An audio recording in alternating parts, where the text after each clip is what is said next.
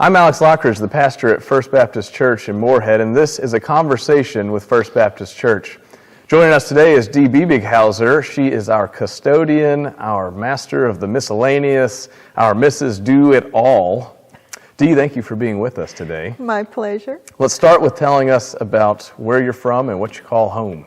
Okay, I grew up in White Bear Lake, Minnesota, which is north of the Twin Cities, St. Paul, Minneapolis. Nice little 1950s community, lots of little houses all in a row. But grew up in a great neighborhood. It was one of those places where everybody had 8 kids and we were everywhere and rode everywhere and had a lot of fun as children. Well, what brings you all the way to Moorhead, Kentucky? Well, I met this guy in high school.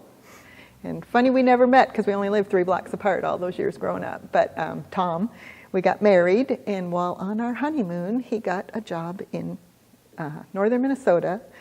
And that was hard, but we moved up there. And then we moved to the Iron Range. And then they wanted us to go to Ely, which is, if you don't know, Boundary Waters, way up north, cold, short growing season. Now, I love to garden. And I said, no, I am not going north. I will not. I said, we've got to go south. So we pulled out the job listings, and there was one in Missouri and one in Kentucky.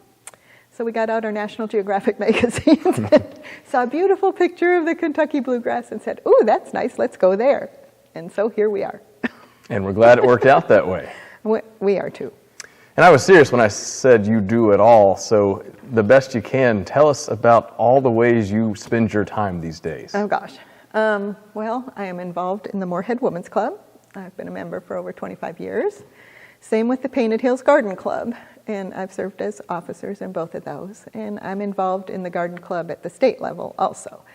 I also like to cook, and I like to entertain, and I like to garden, and scrapbook, and craft, and build things, and I got a million things.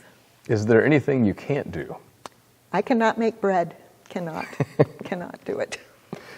Well, tell us about your faith journey. Tell us a little bit about when it began and the people who influenced you at the beginning. Well, I think about this a lot, because giving testimonies and stuff, and I really don't ever remember a time when I didn't know about God or Jesus. I mean, I grew up in a Christian home. We attended church, Bible school, all those things, and as soon as I could read, I started reading, we had these Bible series books for kids and things like that. And so I've just always had a relationship with God. I don't ever remember not. Well, I have the sincere joy of getting to talk and visit with your mother occasionally. And I know she's played a part. Were there other people who influenced you? Yeah. In the church I grew up in, one of my favorite teachers was Mrs. Nelson. And she just was so kind and so giving, and she let us be kids, and I just thought, this is good. This is the way I want to be, when I grow up. So that's what I strive for. Well, somewhere along the faith journey, you wound up here. Tell us why First Baptist Church? We moved here in 1988, and we visited several churches. We were living at the Holiday Inn, which is no longer here. It's where Cracker Barrel is. But we had to live there for like 6 weeks when we first moved here. And Waverly and Dolores Jones ran the Holiday Inn at that time. And they knew we had been visiting churches, and, Dolores, well, you just need to come and see our church. And so we did. And love at first service. I mean, we just had no doubts this was the place. Are there other people besides Waverly and Dolores who played a part in this becoming a home for you? Oh gosh, well, yeah. When we moved here, that is the same time the Manners moved here, and they joined. The Purnells moved here, they joined. I can't remember their name, but Diana and her husband, they moved here and they joined. And so it was just this big family, a Forest Service family, but also a church family. So. Well, tell us about what you consider yourself to be a leader of in the church. What do you oversee here specifically that you take pride in? I am the church custodian, and I do like it when it looks all nice and orderly. I like putting things away. I'm a neat freak. kind of. I also like to garden, so I've kind of taken charge of the church gardens. I've pretty much created all the gardens we have right now. But that was just opportunity. We put in the new parking lot, and there was a spot for a garden. And when we were constructing, the basement entrance, and they built that, there always was a spot, and it was full of rocks. And I just asked the contractors, could you put dirt in there? And they said, sure, we don't care what we put in there. So that was another garden. And I also enjoy decorating things and for events, because I like that stuff. So I do that a lot. Chair of the decorating committee and stuff, just stuff. I like working with the kids, Bible school, love all those things. Well, week after week, people come into our building and see it as it is and are just glad to be here. And you aren't thanked enough for how much you do, so we do appreciate it. And I can speak for everyone there. We deeply appreciate all that you do here. It's fun. If you meet someone who's unfamiliar with our congregation, how would you describe this church to them? Family. This church is family.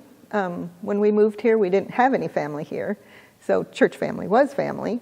And I will give you an example of how that works, because I had a car wreck many years ago. Rolled my van about 3 times. But anyway, one of the first responders happened to be a church member, Ray White. And he stayed with me until the ambulance came, along with another gal. And they took me to the hospital. Now, in that time, that wasn't too long of a time, and I wasn't badly hurt or anything, but I had to go to the hospital. And when I got to the hospital, here's all these church people, Don, and I mean, there must have been 6. I'm like, what are y'all doing here? Well, we heard you had an accident. I said, oh, I'm fine. You can go home. I'm okay. But, Helen Hayes had the presence of mind to pick my children up at church, and Dave got some of the Forest Service people to go find Tom, who was out in the woods, so they could tell him. And, I mean, it's just family. They care. They really care a lot. That was beautifully said. Tell us an interesting thing about you that most people wouldn't know. Okay, well, when we lived up in northern Minnesota on the Iron Range, when I became 28, I decided I would take dance classes. So I took ballet and jazz and did that for 3 years until we moved here. And during one of the competitions, I won first place for my age category. Well. Now, I don't have to tell you, but there were only 2 people in that category. But I have the trophy to prove it. Do you still utilize those dance skills? No, not as much as I would like. And mostly when I'm alone. And I wouldn't really call them skills anymore. Well, sure. Well, Dee, thank you for your time. Thank you for sharing with us, and thank you for telling others about our church. That was Dee Biebighauser. This was a conversation with First Baptist Church. I'm Alex Lockridge.